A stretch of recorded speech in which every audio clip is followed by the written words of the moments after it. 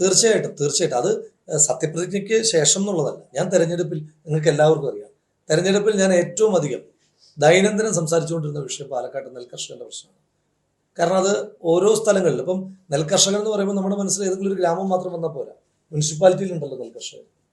പാലക്കാട് കോൺസ്റ്റിറ്റ്യുവൻസിയിലെ ഏതെങ്കിലും ഒരു തൊഴിലിന്റെ നമ്പറിനെ കണക്ക് കൂട്ടിക്കഴിഞ്ഞാൽ ഏറ്റവും കൂടുതൽ ആളുകൾ ഡിപ്പെൻഡ് ചെയ്യുന്നത് നെൽകൃഷിയുമായിട്ട് ബന്ധപ്പെട്ടിട്ടാണ്, പ്രത്യക്ഷമായും പരോക്ഷമായും. ഭൂവുടമകളുണ്ട്, പാട്ടത്തിനെടുത്തവരുണ്ട്, വലിയ നമ്പർ തൊഴിലാളികളുണ്ട്. അപ്പം പാലക്കാട്ടെ ആകെ തൊഴിലുമായി വരുമാനവുമായി ബന്ധപ്പെട്ട ഏറ്റവും പ്രധാനപ്പെട്ട സ്രോതസ്സാണ് നെൽകൃഷി. അപ്പൊ അത് കിട്ടുന്ന, ഞാൻ ഈ നെൽകർഷകരുടെ സമരവുമായി ബന്ധപ്പെട്ട് പോകുമ്പോൾ ഞാൻ അവരോട് തന്നെ പറയും, നിങ്ങളുടെ ഡിമാൻഡ് തന്നെ ചെറുതാണ്. അവർ ഡിമാൻഡ് ചെയ്യുന്നത് 35 രൂപയാണ്. 35 രൂപ കൊണ്ട് ഒരു കാരണവശാലും നെൽകൃഷി ലാഭകരമായി കൊണ്ടുപോകാൻ കഴിയില്ല.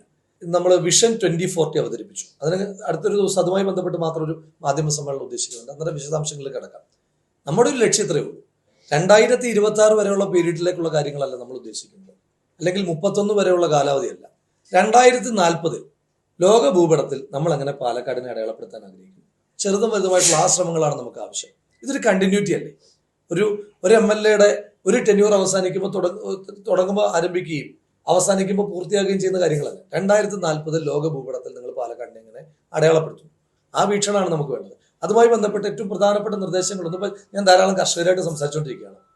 പാഡി ടൂറിസം വലിയ സാധ്യതയല്ലേ? ചലച്ചിത്ര മേഖലയിൽ നിന്ന് ആളുകൾ വരട്ടെ. നമ്മുടെ ഇപ്പം പാലക്കാട് എന്ന് പറയുമ്പോൾ മലമ്പുഴ ഡാമോ അല്ലെങ്കിൽ അത്തരം പ്രദേശങ്ങൾ മാത്രം കാണുന്നതിനപ്പുറം നമ്മുടെ പാടശേഖരങ്ങളുടെ സൗന്ദര്യം കൂടി ആളുകൾ ടൂറിസത്തിന്റെ ഭാഗമായിട്ട് ആസ്വദിച്ചിട്ട് പോകട്ടെ. കഴിഞ്ഞ ദിവസം ടൂറിസം മന്ത്രിയുമായിട്ട് സംസാരിച്ചപ്പം അത്തരം ചില കാര്യങ്ങളെ പറ്റി അദ്ദേഹത്തോട് പരാമർശിച്ചു. അദ്ദേഹം അതിനോട് പോസിറ്റീവായിട്ടാണ് റെസ്പോണ്ട് ചെയ്തത്. അതുകൂടെ പറയണമല്ലോ. അപ്പം അതൊരു വലിയ സാധ്യതയാണ് പാലക്കാടിന്. അതൊരു അധിക വരുമാനമാണ്. ഇതിൽ നിന്ന് കിട്ടുന്നൊരു സർപ്ലസ് വരുമാനമാണ്. അത്തരം സാധ്യതകൾ കൂടി കൃഷിയിൽ ഏർപ്പെടുന്ന ആളുകൾ നെല്ല് വിറ്റ് കിട്ടുന്ന പണം മാത്രമല്ല, മറ്റുള്ള വരുമാന മാർഗങ്ങൾ കൂടി തേടാൻ ആവശ്യമായിട്ടുള്ള ശ്രമങ്ങൾ ഉറപ്പായിട്ടുണ്ടാകും.